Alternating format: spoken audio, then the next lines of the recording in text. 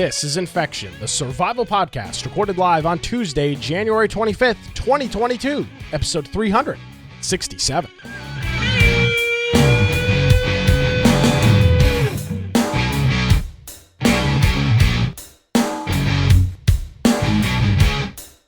Hello, ladies and gentlemen, boys and girls. Welcome to another edition of Infection, the survival podcast. Infection is your source for the latest information on survival video games. My name is Nick Craig. It's great to have you here. If you want to check out some of my random political antics, you can visit my website, nickcraig.com, and download the Wilmington's Morning News podcast. And of course, in reference to this program, I highly recommend that you visited our website, infectionpodcast.com. Well, I haven't been alone for the last 7 years, and I'm not going to start being alone today. Joining me, as he does always, Brian with an I, Aldridge. Hello, Mr. Brian. How are you? Hello, I'm doing well, and it's good to see you again. Well, let's go ahead and get started with contact information. To find me, you can get me at Brian Aldridge on Gab, Parler, and Getter. Also, you can go to my blog, biteoftech.com, and most importantly, just go to our website. If you go to infectionpodcast.com, we have on there a place where you can join our Discord. If you look at our Discord, we have a lot of ARC servers and a lot of people playing that on a daily basis. We've got politics channel, memes. I mean, everything, if you want to hang out, just chat with people, play some games, it's all there. We now also have video forms of the podcast on Twitch, YouTube, BitChute, and DLive.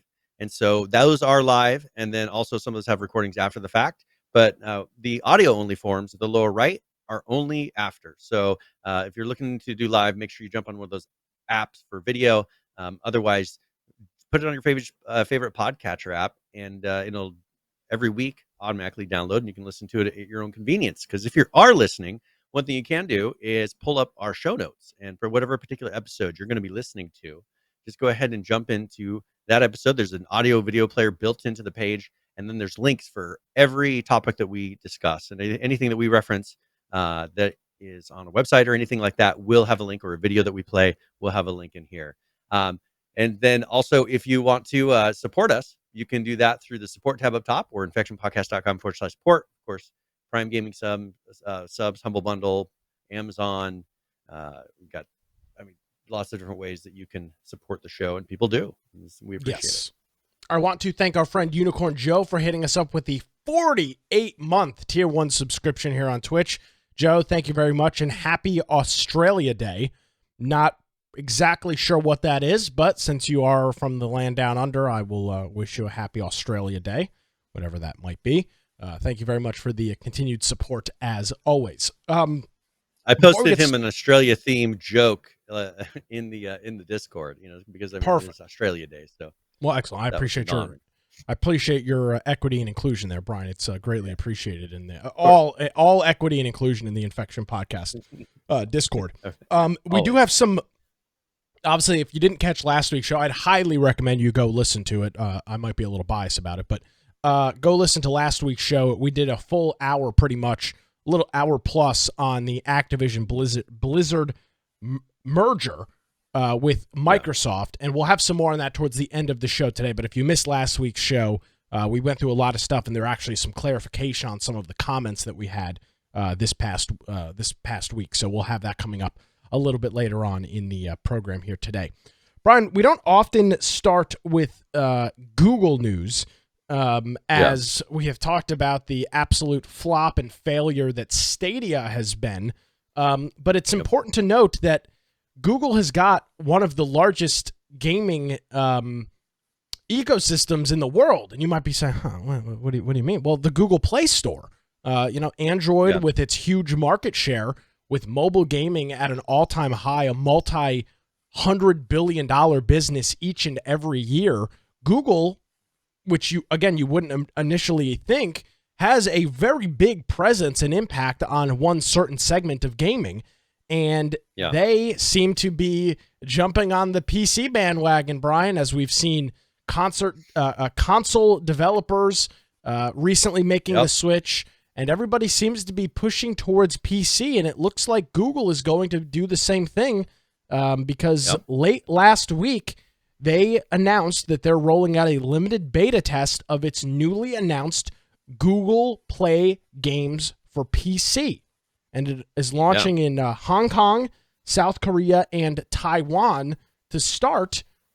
But it looks like a full-on, and there's a video we'll get to here in a minute, but just looking at this screenshot from the article, right, it looks just like Steam. It looks just like Battle.net. It looks like a traditional game launcher. It's pretty interesting. Yep. Well, and that's the thing for me. I personally run two different games. So one of them is pretty much an emulator by the company. So it's an mobile game that I play on my PC, and the other one actually run in an emulator to do it. And now through this, one of them is up there, Summoner's War. It's the picture they're showing. This allows me to play those games. And do you want me to give away, because there's some cool features of this? Do you want me to give away into those right now, or do you want to say, okay? One thing is resume. So you can be playing the game on your phone, and then you want to swap it to your computer, or you're playing on your computer and you want to swap it back. You can go back and forth without losing the state of your game. It syncs it across these different devices to where you can seamlessly transfer them between the devices. If you don't want to close your game, maybe you're in the middle of something, you don't want to close it and then have to reopen it and possibly start over or something. So that's a pretty cool thing. I'll be interested to see how seamless that is. Because it could be that it interrupts the game somehow, but I want it to be to where it just seamlessly doesn't interrupt the play somehow. Maybe it pauses it for half a second and then it continues there, but I want it to be seamless. And then the controllers, how are they going to adapt to the non-touch screen of a PC? That's going to be one big difference that I don't think people are really thinking about right now. Some of these games are pretty heavily adapted to be able to work well on an emulator, but a lot of them are not. Some are very, very. I'm assuming that this store is going to be kind of a curated. This is more of a curated market. This is not the Play Marketplace. It's a curated marketplace. Agreed. And that's what I'm gathering out of it.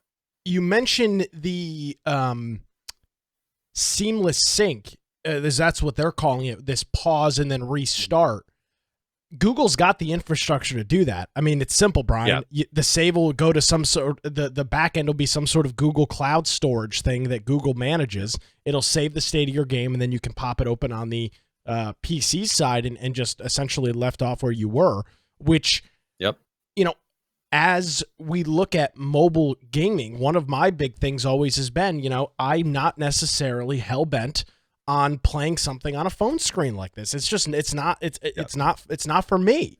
But if I could, play something on my PC, and then if I'm out somewhere and want to check in on something or do a daily, I could.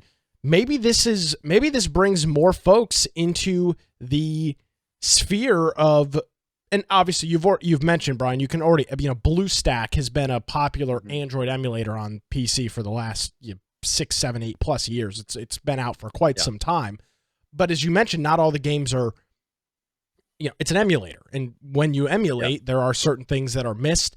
And with this, as you mentioned, curation, there's a developer website for the game developers that are going to have to be working on this kind of the seamless sync and things like that are going to have to be built into the game. So yes, this is very much going to be a curated store, meaning that I would expect these games to run with these games will run with 100% compatibility support on the PC, which is something that I'm sure most of these games don't have right now anyway.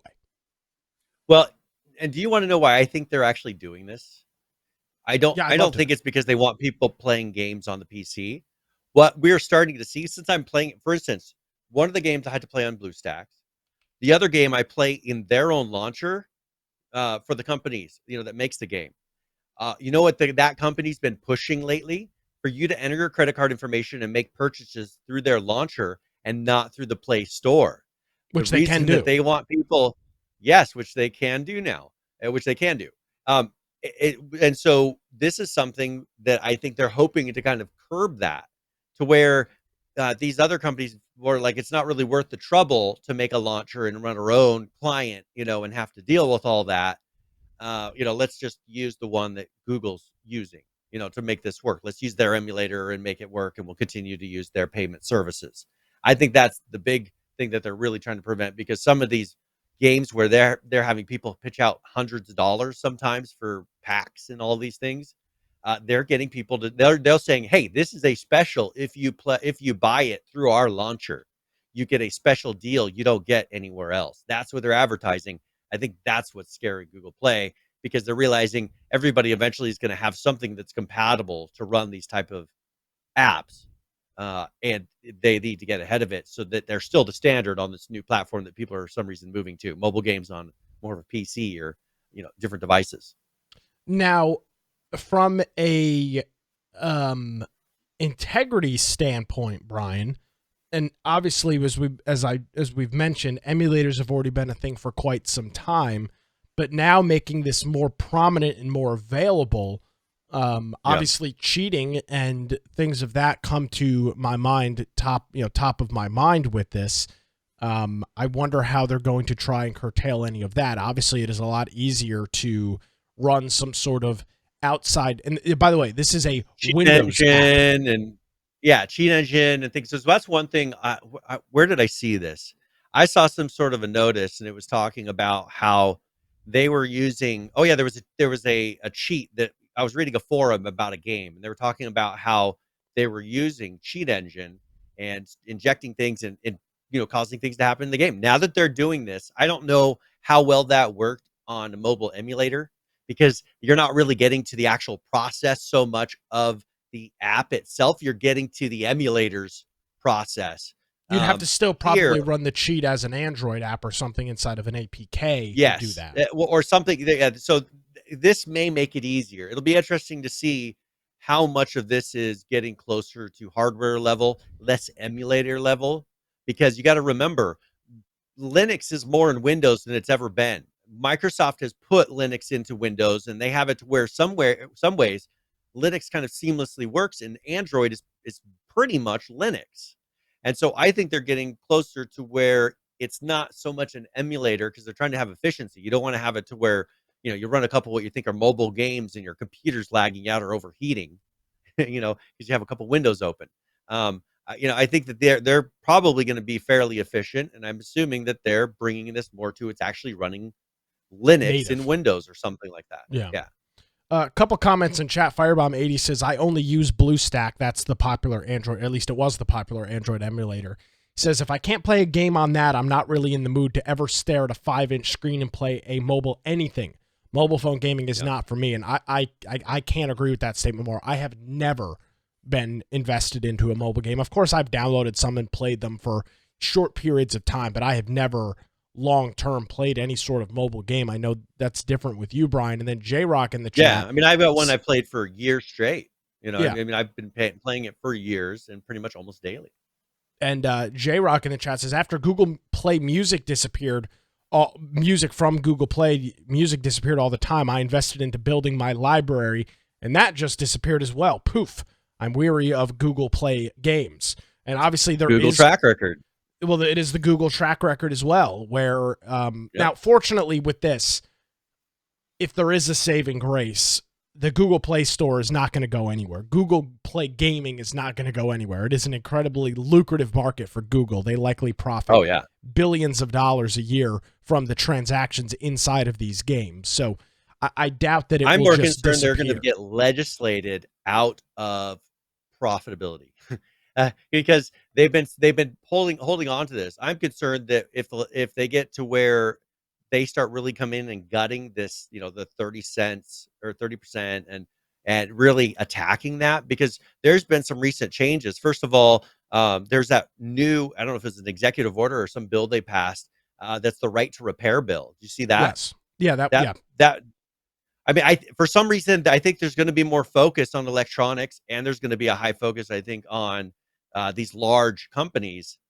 It'll be interesting to see how this kind of changes, coming here in time. So I don't know. I don't like using Google just because I've seen too many of their products disappear or get shut down, or there's websites where you can go view lists of these. I'm waiting for the day when we actually own our things. And I think that if anything, that's what blockchain is going to bring. And we've been talking about blockchain a little bit more lately.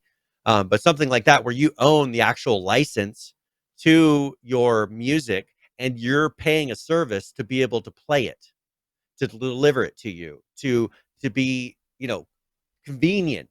They make it convenient, but you own the music that's being played on it, or you're paying a subscription that gives you access to music, right? Um, but I think that's the where they're going, and I think that same thing for video games. They're gonna have to. I think we're gonna get two different branches to where they're gonna demand to actually own the things that you have, because that seems to be kind of the complaint. That's the right to repair complaint that we're seeing kind of pop up a little bit here and there, where people don't like the fact that a company can say you don't have the right to do something to a device that you paid $900 for. They're putting limitations, and you pay $900, and they say you don't own it. And and they can, and there's something, you can only use it on one or two providers, maybe. I mean, that device is very limited. And if there's anybody who says you can't use it on this service or whatever, a lot of those things are useless. And I think that that's going to be more of a focus, and that's kind of a side thing. But with games, they want to control the marketplace. If it leaves Google Play, it's going to go into where people are then going to demand to own it from the original provider somehow, so that then whoever wants to deliver it.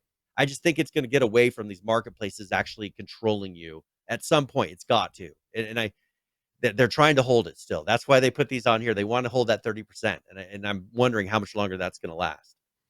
So you can now go and sign up for the beta for this. Doesn't appear that it's available in the United States yet, but once it is, if you express interest and sign up for their beta, then presumably you'll be the first in. There'll be a link in our show notes on infectionpodcast.com. Brian, let's jump over to Steam for a minute here. We were talking about anti-cheat with mobile gaming. Yeah. There's been some big questions next month, February. Well, I say next month. A week from today is the first day of February. The Steam Deck, the first round of the Steam Decks are supposed to be shipping and going out to people, and there have been many questions about anti-cheat, easy anti-cheat, and some of these other systems like BattlEye and Punkbuster and things of that nature, all running on it. And an article out this past week says that the Steam Deck now easily supports both easy anti-cheat and BattlEye, which are, I would assume, are the two largest. Yeah, and there was some concern, I think, because of how they were telling developers to enable BattlEye and using the Epic Online services to do it. And from what I can tell, I think that what they did is you can now have BattlEye without the Epic Online services. So, so they have it to where I think you can piecemeal it a little bit more, and they verified that you have the ability to add it very easily now, because there was articles last week that we didn't really get to, I don't think, where there was a lot of speculation on whether or not Easy Anti-Cheat was going to run on this properly. Because remember, at the very beginning, they said, "Oh, every Steam game is going to run 100% compatibility." Then there was, then there was some questions to that, because Easy Anti-Cheat and BattlEye came out, and they were saying, okay, well, there might be an issue with how those plug into the system, and that's been solved. So I think I think they can now, if I remember correctly, claim that 100% compatibility, because I don't think there's a game in there that I've seen that doesn't run, which I can't imagine. That's crazy to me to think of some of these games. Yeah, I mean, there's literally millions of games on the Steam marketplace. It's in there now. They've got documentation for the developers with Epic on Easy Anti-Cheat and how all of that is going to work, and the same thing with BattlEye. And the big concern, I think, Brian, was that because this was running on some sort of I believe it's a Debian-based OS that they're running this on.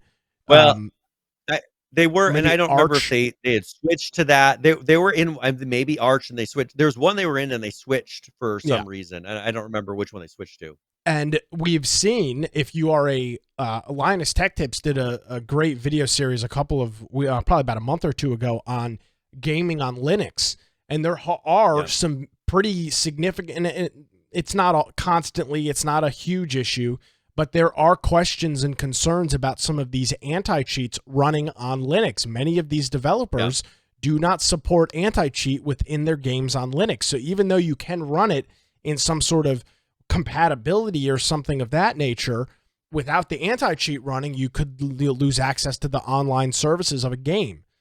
So I'm sure And that sometimes that this, has to do with licensing issues. Just because of Linux and the way that licensing works in Linux, they can't usually package in with Linux things that have a license on them. And these anti-cheat things have licenses that are more restrictive than Linux's license.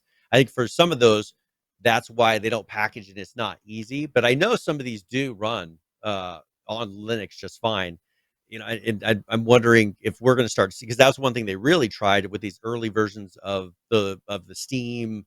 What was that one that hooked to the TV? Steam OS. The Steam OS, which was on that little Steam device. Yeah. That one, Steam Link or whatever that the hell it was called. Steam Link, yes, that was it. That one ran on Linux, and they were really pushing to try to get Linux drivers and get things working better. But that's really a struggle. They found that it's hard to get NVIDIA and these various companies to make drivers and for whatever they're trying to do to make drivers for these things. They don't do it. So it's hard to game on Linux sometimes because it's a pain in the butt to put an NVIDIA driver and run it. It And so is. Yeah. I think that that's really holding it back. And you could have a lot more lightweight devices running a lot of these games if you could get Linux support a little bit better, because it'd be so much better than trying to run Windows or some custom OS. Yeah, and I assume, I don't know this to be the case, but if I had to guess, I would say that the Steam Deck, because it is based on Linux and they're doing all of this back-end work, I would guess for regular Linux users that maybe daily drive Linux over the next maybe year or so, even less, 6 months, you will see probably some big strides made in terms of compatibility for games, because they're going to have to run on this Steam Deck device, and that could allow for compatibility for a whole bunch of Linux distros depending on what and how you're running things. So overall, this is going to be a big thing for, I think, Steam gaming in the next year or so. Well, and I think that a lot of the holdback is currently the software side of it. I think there is the hardware solutions to be. I mean, look at the hardware devices that are running 4K TVs on live streams.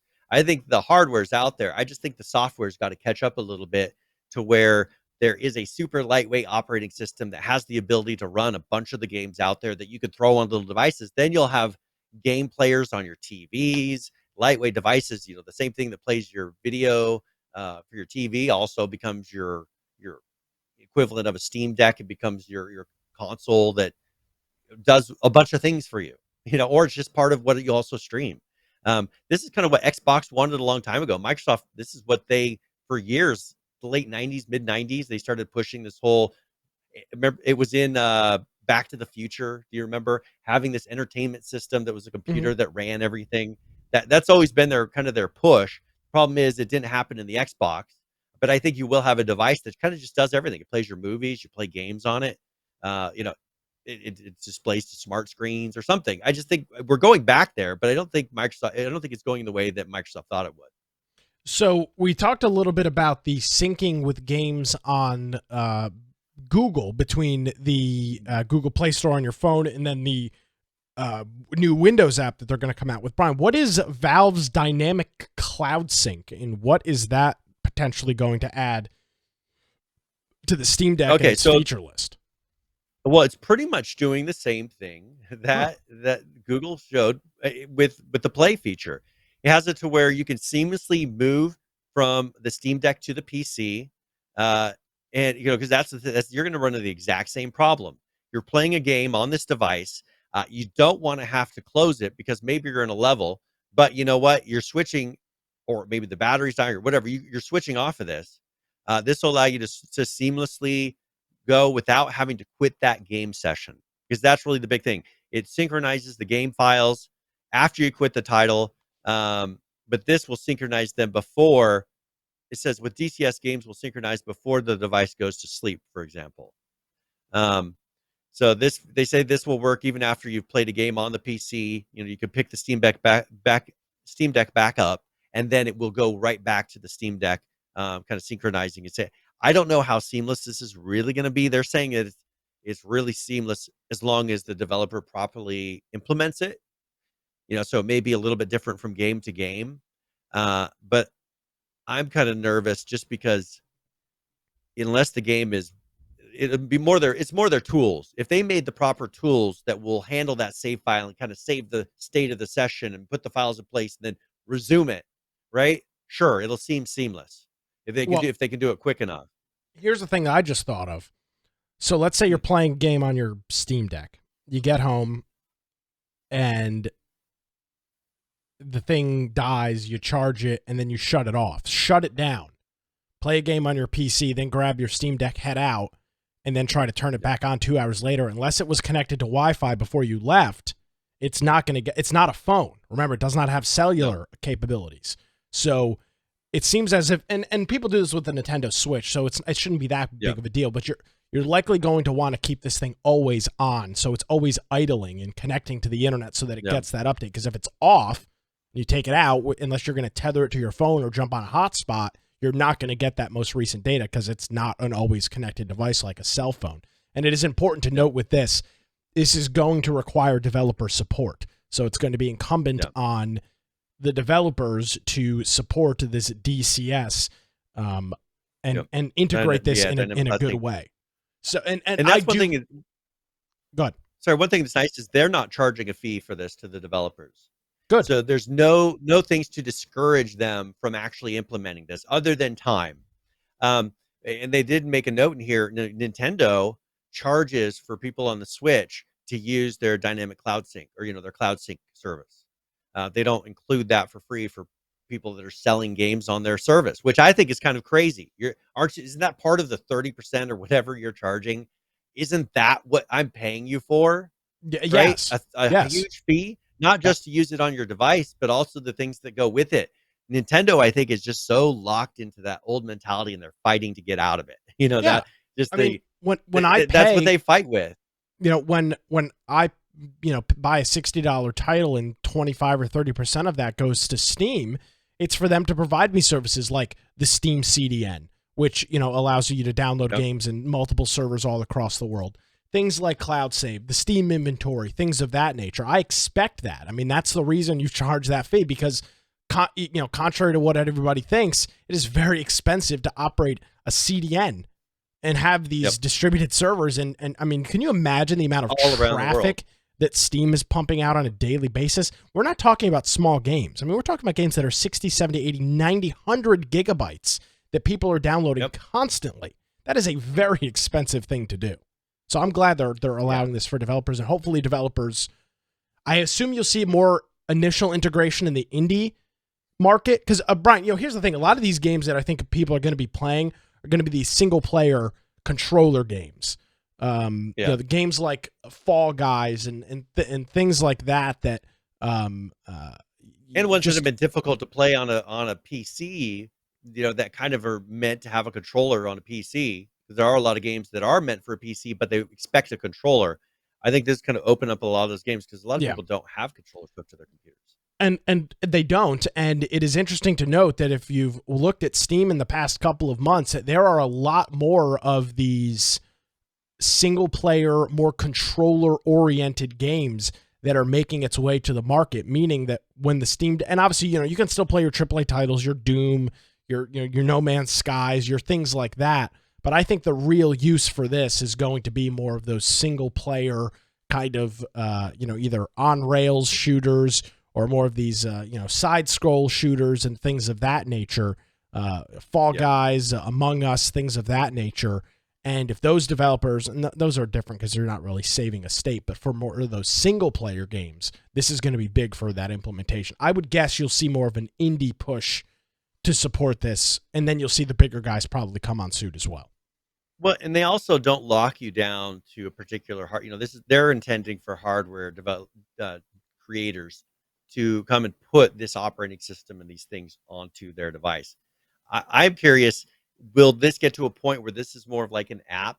Because I don't know how much is going on behind the scenes and is really requiring this operating system and everything.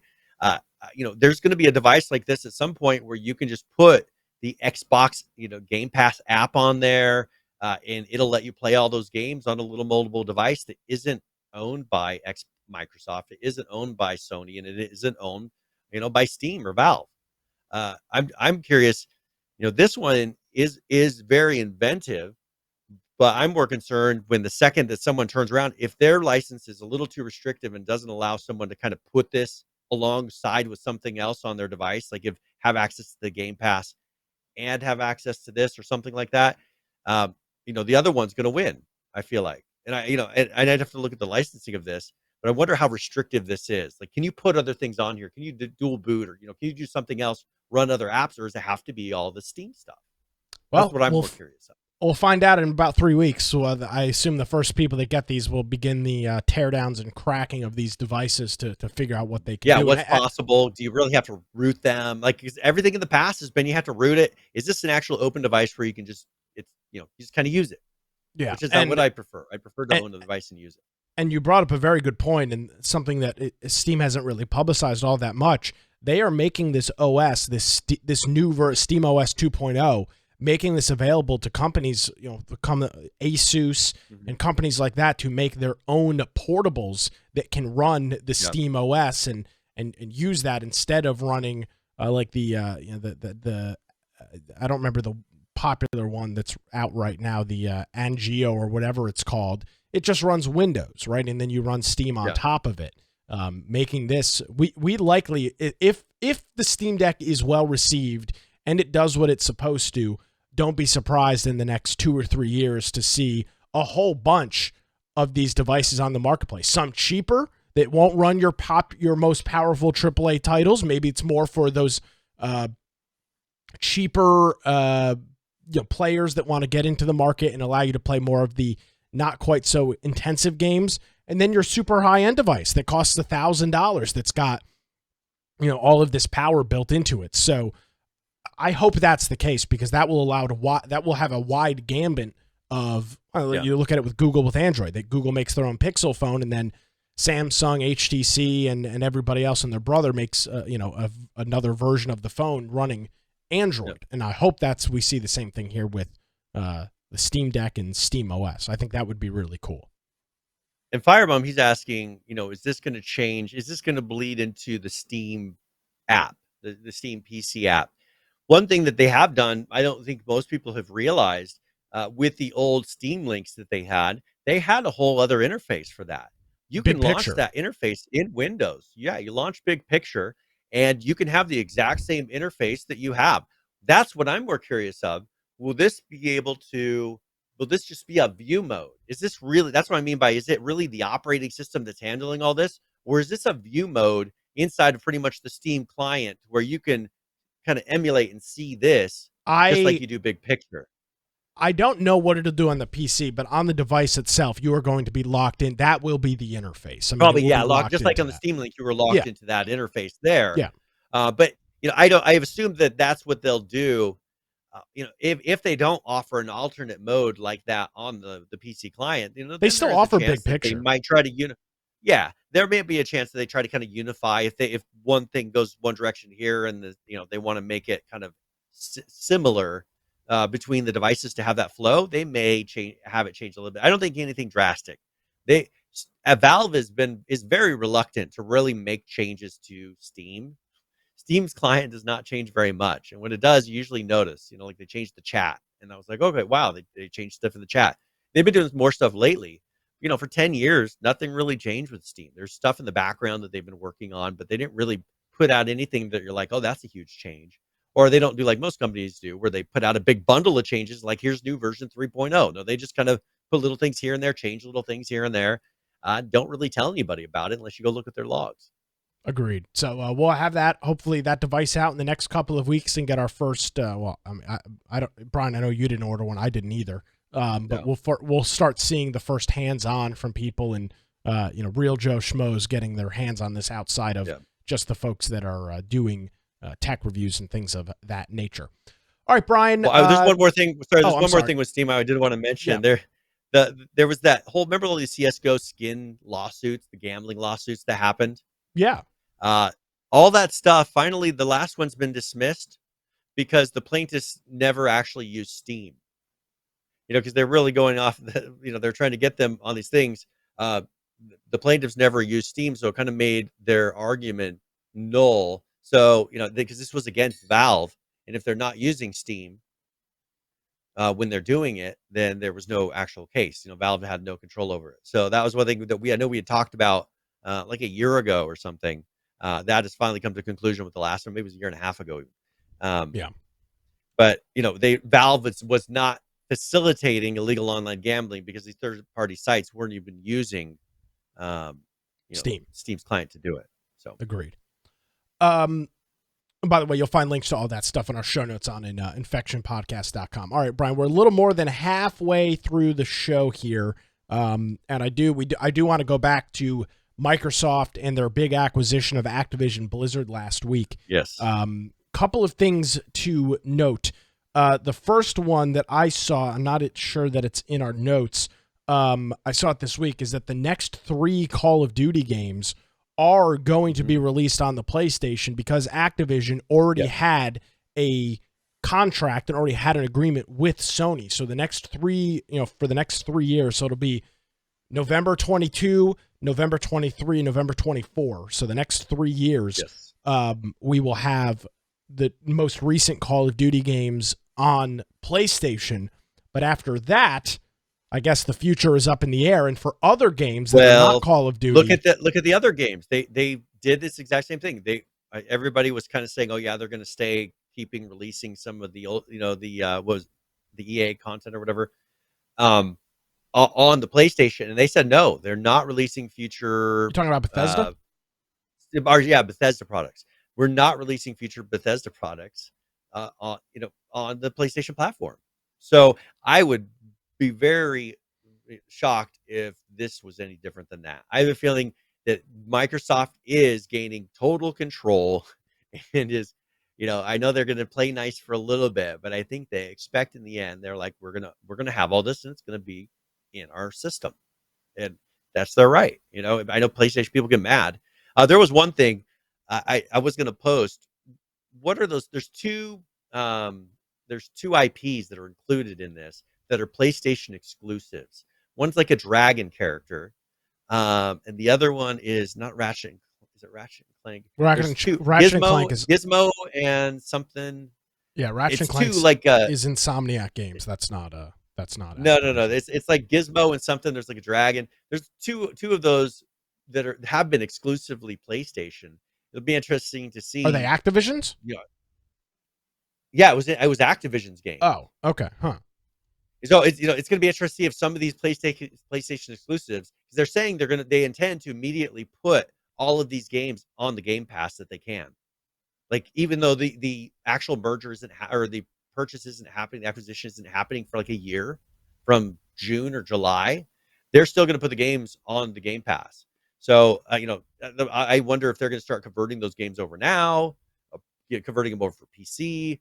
Another thing they were talking about, what about some of the old games from DOS?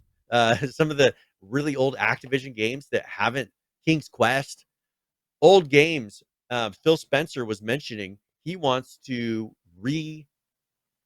re-energize some of these games, get some of these games going that Activision and Blizzard has had no real interest in for some reason starting up again. Yeah, Spyro the Dragon. Yeah, Firebomb. Spyro the Dragon's one of them, and there's another. But there have been ones just have always been PlayStation. Now it's owned by Microsoft. It'll be interesting to see how they handle bringing that over, and if they do. Yeah. So a couple of other questions, and PC Gamers got kind of a rundown of some of the things we talked about a lot of this last week. It does appear that Activision Blizzard games will be part of the Game Pass as was anticipated. And then, of course, the other one was, are they going to rip some of these games off of Sony? And it says as of right now, Microsoft says it will honor existing Sony contracts.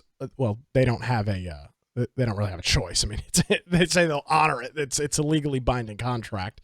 And it won't make Call of Duty games exclusive right away, but it's likely that some of Activision Blizzard's future games won't come to the all PlayStation. These contracts run out. New games that are coming up.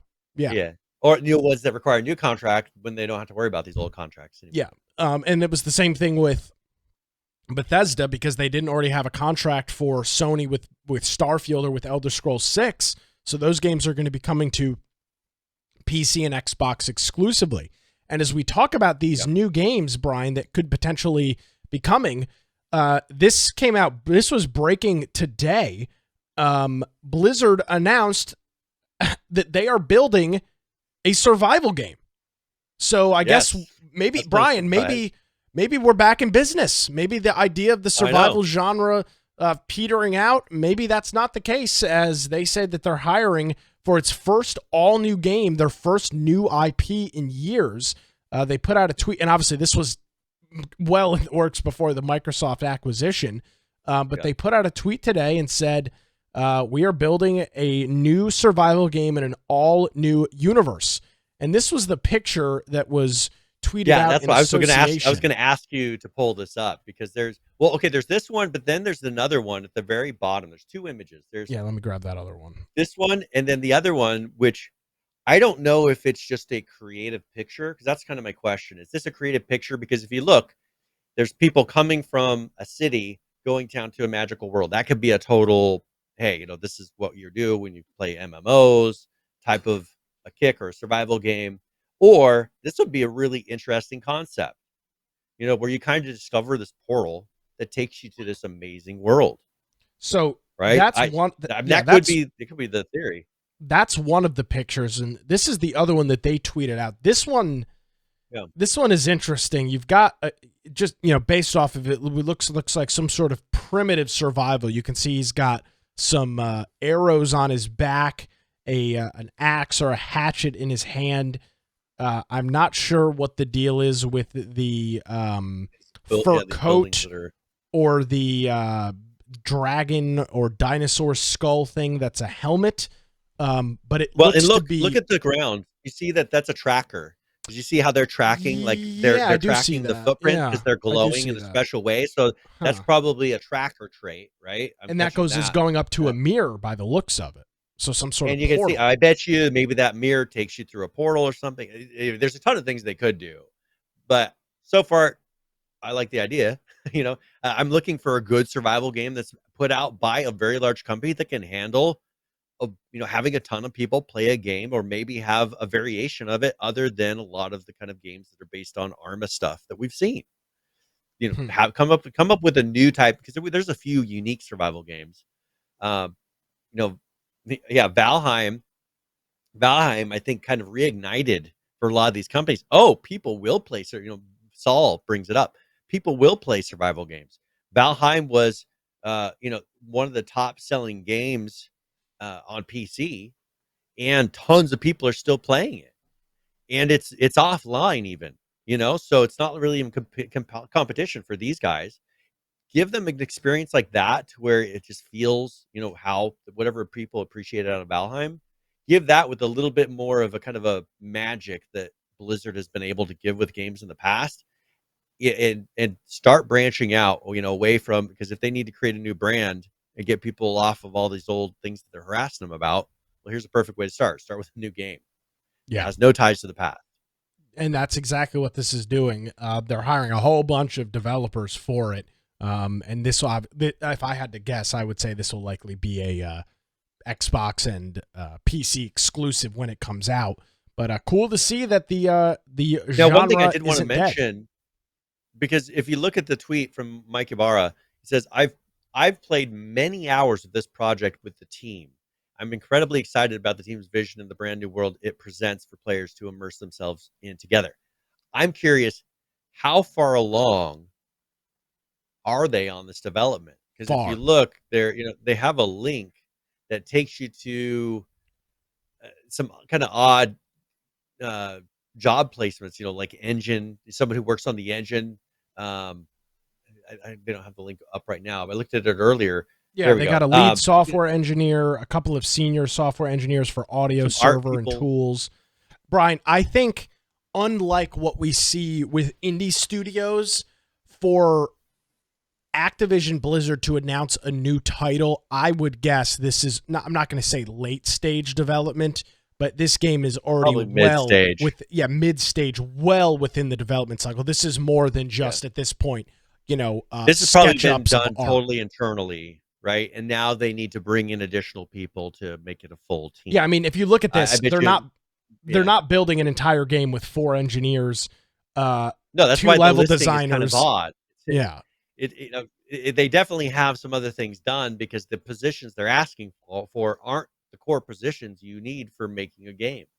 There's engine people, there's audio people, there's server people, and there's tools people. There's not really much about gameplay anywhere in there. Anywhere, right? There's concept artists for characters, visual effects, character artists, but there's nothing about gameplay. So they must have a lot of gameplay art stuff done already. It's interesting that level designer. That's about it. The VFX artist is an associate to the senior VFX artist. So they've already got somebody that is doing some of this stuff. And the fact that, as you just mentioned from that tweet, that he's already played hours within played many hours of this project, played, Played, meaning that this is not just, some concept art that's drawn on a whiteboard. There's something that's already here. This is great. People, I think what's really limited survival games up to this point has been the sheer size. People, when they're playing a survival game, they want to feel like they're out in the middle of nowhere, right? Or they're doing something far away from people. And up to this point, our maps and all there's been so many limitations on survival games unless you're doing a single player game.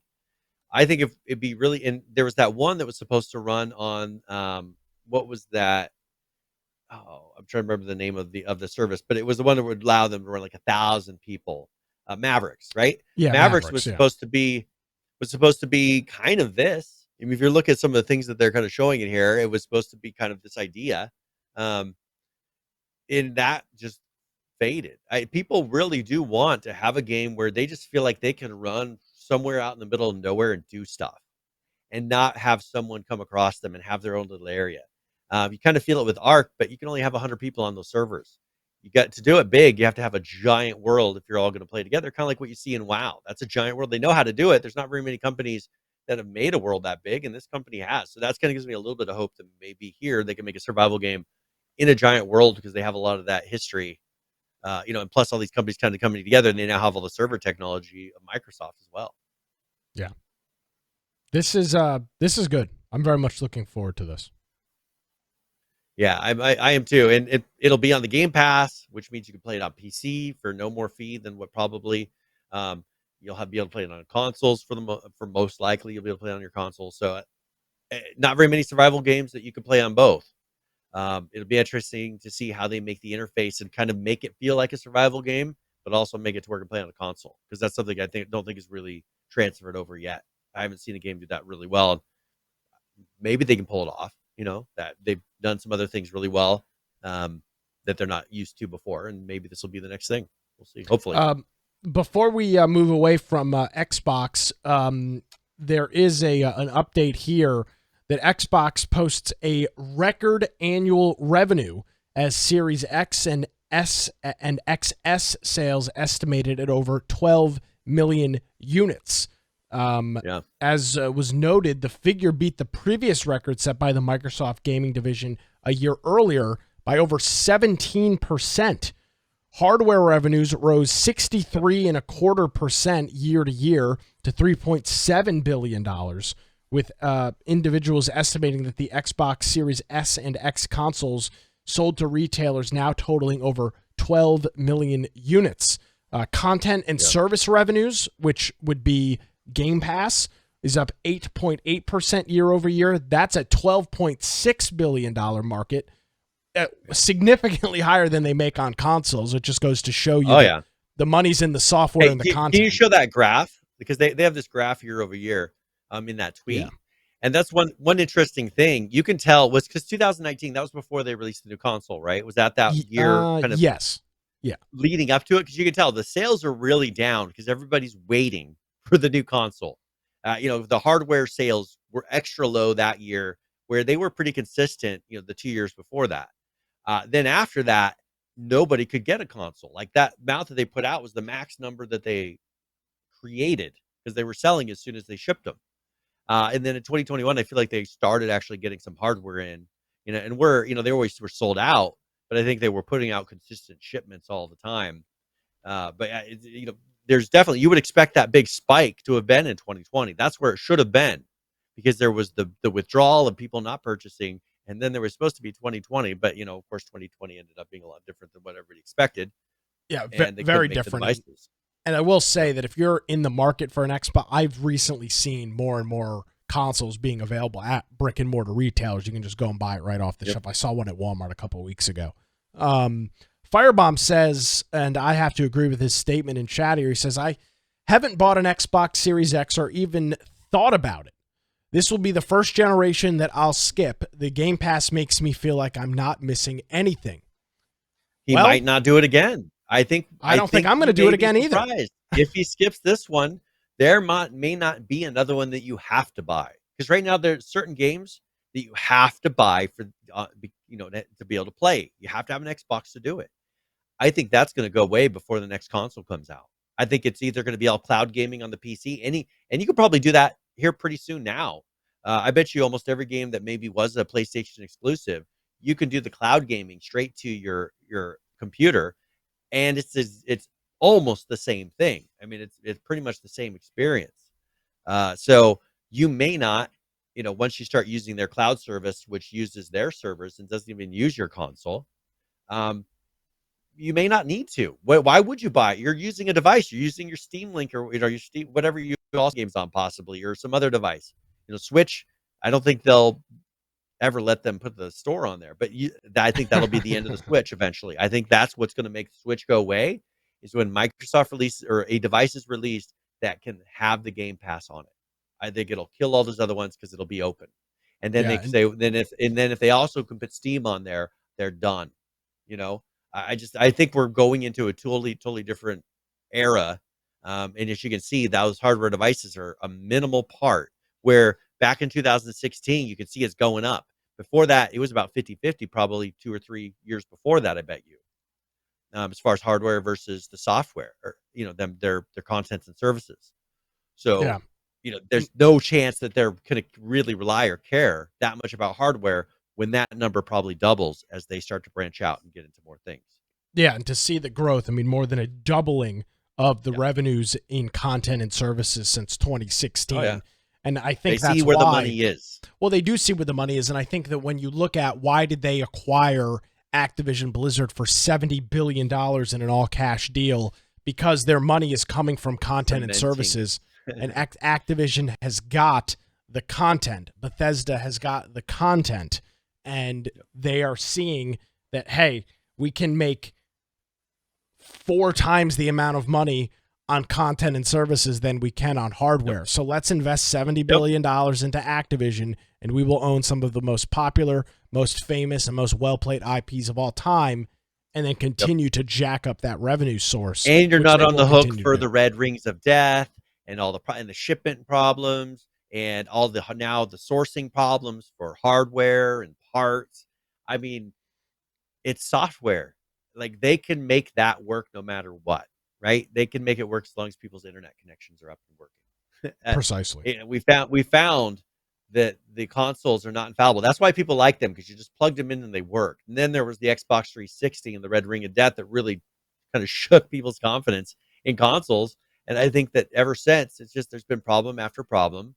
And we're getting to a point where if you can stream a better picture to your TV, then you can buy a device now to recreate, less than $900. If they can get it to where you can stream a picture-perfect version of the game on a device that costs you $20 versus you buying a device to run at $900 and you can't tell the difference between the two, you're going with a $20 device. If your internet is capable of doing it. Yeah, and that's the writing on the wall for them. I have to, and going back to Firebomb's comment, I haven't even thought about purchasing a next generation console. I've seen them in stores. I've seen tweets of sales that are being run at places like GameStop and Best Buy, and Brian, it has not even crossed my mind. Not once. One of the biggest mistakes. I don't know if it's a mistake, but one thing that they've done is the interface is identical from the old Xbox One to the new Xbox Series. There's no different. It feels like you're in the exact same console, which is very kind of a letdown. I know. But you want it when you go in this new console you paid all this money for, you want to feel like, oh man, this is better. But when I go and play the games, they don't really feel that much different either. But see, and that's it right there. If you're going to invest $500 or $700 into getting a new device, and it's essentially better hardware, but everything the same as the previous, there's no reason to do that. As of right now, even if you're still buying physical games, Brian, physical discs, all of the games that are coming out for the Series X and S right now are still coming out for the Xbox One. And it's the same thing on the Sony side. Everything coming out on the PS5 is also coming out on the PS4. And Firebomb says, Nick, weren't you a hardcore Xbox guy? I was. And I was the hardcore PlayStation guy. Yeah, and but I gave my wife such a hard time about her Xbox. It's got nothing to do with in this case it's got nothing to do with Xbox or PlayStation.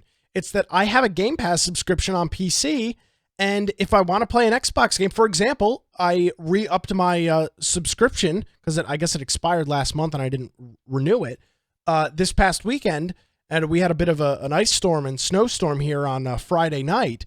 So I downloaded the Halo 5 Infinite and started playing through the campaign that I haven't played through yet because I was playing the multiplayer. So why the hell would I go out and buy an Xbox? Yeah, it doesn't make any sense. I have no reason to. Yeah, and now you can stream it. Like I think, Microsoft is viewing far enough to where eventually they'll have devices just like just like where you replay your Netflix on, where it'll play Game Pass. It doesn't have to be Microsoft hardware. And at that point, I don't think it'll really. At that point, it won't even matter anymore. Yeah, you'll have that Xbox. You'll have that experience. And I think that they're so focused on rebranding to where you associate it with the games and the experience, kind of like Netflix is. Used to be Netflix was where you would rent DVDs. They would ship them to your house. Well, does anybody think of Netflix as that company anymore? No. Well, I think eventually that's what the hardware, the console side is going to be for Microsoft. People, you'll see, Nick, when a few generations pass by, all of a sudden there's people born that don't know anything about these things that for you are just common knowledge. And I think you're going to get a generation here that'll be like, what are consoles? Like, what is that? You had consoles? You had to plug them into your TV and then, like, what? And you had cords on your controllers? That's weird. I still want there to be... I still think Roku and Microsoft need to make a deal. If they could use the Roku 4K Ultra and you could download the Xbox streaming app and connect a Bluetooth controller, it is game freaking over. No questions, nothing like that. Roku is the top-selling OTT device in the world. They sold like 54 million units last year between their integrated TVs and standalone set-top boxes. Brian, the second that becomes available, it's over. And I really do think that Microsoft has got to be working on some back channel conversations with Roku right now to do something like that. If they can get into that market, it's over. They would have to do something serious to the Roku Ultra, because the Roku Ultra, like, you can't even connect a Bluetooth controller to it. You cannot. Like, you can use they have little controller. I bought one of their little controllers. I don't know where it even is. It clicks on to the controller. No. I had a whole controller that I brought that was supposed to be their gaming controller that besides had extra buttons on it. Yeah. It never even connected to the Roku. Probably connects to an older version of Roku or something, but it wouldn't connect to mine. Then I have all these other ones that you can't put something that is anything close to a controller up to a Roku, because I could run emulators, or there's little games you can play on the Roku. Yeah, there's just not a good controller for it. No, there's not. Now if they fix that, they could come out with a version that's like the Xbox edition. Yeah. Come out pretty much be an Xbox. Come out with a green and purple Roku, mixing and matching the two colors together with look at what Stadia did. You bundle a device like that with a controller, sell it for $100, and at this point, at that point, I don't see that's the nail in the coffin for hardware. Yep. Because I tell you what, it'll be all this stuff where you can streamlessly switch too. All this stuff will be happening. People get so used to that convenience. If I can buy a device for $100, like a Roku or some sort of Roku, I'm really invested in the Roku ecosystem. If I can buy a Roku, and it's funny, Brian, because Brian, I feel like you're maybe riding my coattails a little bit here. I know. I have only Rokus in the house now. Well, yeah, but hold on. It's not even the Rokus. You were all high and mighty on your PlayStation horse, and I was like, hey, man, the Xbox is pretty good, and you came over. You were Mr. Amazon Fire, and now you're over on Roku. If I could, I'm a trendsetter. I can't say anything else. If I try to become a radio host, then just stop me there, Nick. Just tell me it's enough. Slap me and say, "Hey, knock it off." if I could buy a $100 Roku, something equivalent to the Roku Ultra, which is their top 4K model right now, with a controller, even $125. And Brian, I could get access to my Plex, which not only has my movie and television content, but because I have an over-the-air tuner or an HD home run, I've got live TV content. I've also got access to streaming channels like YouTube, Spotify, and all of those things. And I could load in something about the Xbox streaming thing on there. Yep. I could get rid of every device I have on my TV. One HDMI device on my television, and it's done. Thing. I think that's going to be the next, one of the next things. There may be a step between it to kind of get it there, but I think that's where we're going. I think we're going to where there's going to be a little box that just does all the stuff. Because and everything's Roku is done on the cloud.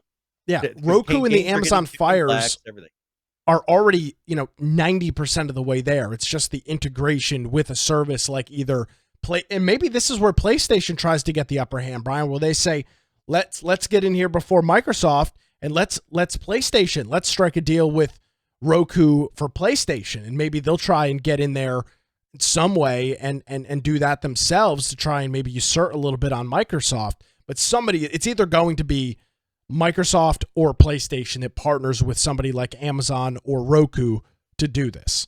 And at that point, it's got to be a forward thinking. And Roku aren't always forward thinking. That's kind of the downside. I mean, they do cool stuff, but they're really very cutting slow. edge. Yes, and so that's my concern. I mean, it would be cool if Roku could, but I just don't know that they would. It's got to be. Well, maybe Microsoft makes their own device. You go back to the but they'll probably partner with Razer. They'll probably partner with a couple different companies to just start making something that plays the Game Pass. You go back to but here's the thing. But see, I'm going to argue with you there, Brian. I don't want a device that just plays the Game Pass, because then at that point it's a console. It can, right now you can't because of licensing. I think with Google and with for doing it on a mobile device, I think there's limitations. You're going to have to create something else that will run it, and you can run other things. It's going to have to get away from Google because they'll never let you install the Game Pass on their device through the store. I want a single set-top TV device, set-top box that will do my Netflix, my Plex, my YouTube, my Spotify, and my Xbox. I want a single device. I don't want another device that is essentially a stripped down Xbox to connect to my TV and hook up to my HDMI switch. I want a device that will do it all. And maybe Microsoft does that themselves. I mean, there's no reason they couldn't. No. At least set an example. Here's an example of one. They'd be starting essentially their own infrastructure because they have not done a set-top TV device. They've always wanted to. This is what they've promised. Well, and if you go back to the Xbox 360 days, there was big integration between, at the time, Windows Media Center and Windows XP and Windows Vista, and maybe even Windows 7 it was called XBMC, Xbox Media Center. And there was that big integration where you could play files from your computer, your Windows media player, and have them all quote unquote stream on your Xbox. So maybe that's what Microsoft's working on in the background, is the Roku or the Amazon Fire TV killer that does it all. And with the power of Microsoft behind it, it's not impossible. Well, I was at CES in 2000. I think it was 2006, maybe. Mm-hmm. And they were showing off. I think it was 2006, but they were showing off. Kind of smart home stuff. That was really their push. They wanted to go into where they had it, a table where you started, organizing and looking at your calendar or doing your grocery list or whatever, and touching the table, and then your walls could be whatever color. They really want to go that direction. I think that's their ultimate goal, is to control your whole home. Now, it seems like they've been getting away from that lately and realizing business is the way to go. But I think there are companies that do want that. Look at Amazon. Amazon wants to control your home. I think Amazon will be the one that kind of does that. But there's going to be alternatives to that, just like with Roku versus the Fire TV versus everything else. I think we're going to have these companies come in and start making the devices to where it's just kind of a system that does that. of like it's built into your TV, or what they'll probably just mostly be built into the TV or part of your stereo, your amplification system. But I think it's going to be that where it's just one device that just does all the stuff, and you're going to start having standards, just like Netflix became apps. And they're no longer just apps in a Play Store, because there's the Netflix app on televisions that don't have the Play Store. So I think that's what it's going to move to where we get away from that Play Store. Yeah. They're going to, get away from that mobile feel.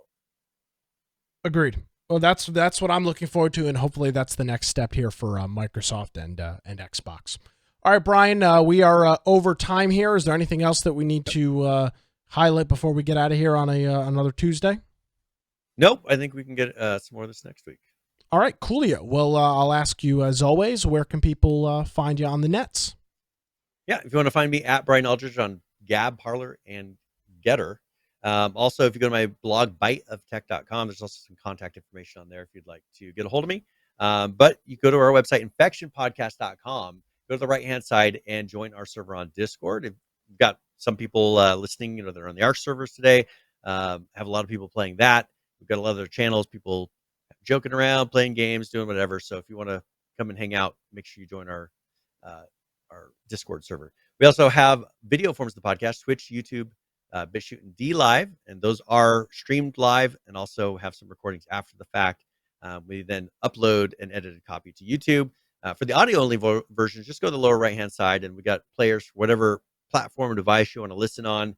A lot of different options for that. If you are going to listen, I encourage you to pick the episode that you're going to listen to and follow the show notes, because we've got links for videos, PDFs, articles, all kinds of things that you may want to reference while we're doing the show or while you're listening to the show. And you can do that. It's got a nice video and audio player built into it. And we've got one for every single episode of the show that we've done. If you want to support us, there's a support tab up top, or you can go to infectionpodcast.com/support. There's a lot of ways to do that. Prime Gaming subs, Humble Bundle, just whatever you do. It's amazing. People, I think Joe, what was it? However many months he did, 48 months or something ridiculous. Yes. Yeah. So that's amazing. So thank you. 48 months from our friend Unicorn Joe. Thank you very much, Joe. It is greatly appreciated, and all of our other subscribers here on Twitch. Brian, couldn't do it without you. Thank you very much for everything that you do. And I assume maybe next week we'll be back to more of a regular. These last 2 weeks have been so heavily dominated by this Microsoft Activision news. And now that it's kind of all, it's not done with, but it's going to settle out, and then the acquisition and the merging is not going to happen until this. It's going to take essentially 12 to 18 to 24 months for it to go forward. So we should probably cut some of that stuff out over the next couple of weeks and get back to our regularly scheduled programming. So Brian, thank you very much, and we'll see you next Tuesday. All righty, folks. Well, if you want to check me out on a daily basis, you can check out the Wilmington's Morning News podcast. You can download it in Apple, Google Play, Spotify, or wherever you get your podcasts, and you can find links to all of that on my website, nickcraig.com. Well, as always, if you missed any portion of the program, I'd recommend you head on over to our website, infectionpodcast.com, where you'll find our show notes, videos, pictures, links, and everything else we discussed on this week's episode. Thank you so much for joining us, everybody. Have a great week. We'll see you next time.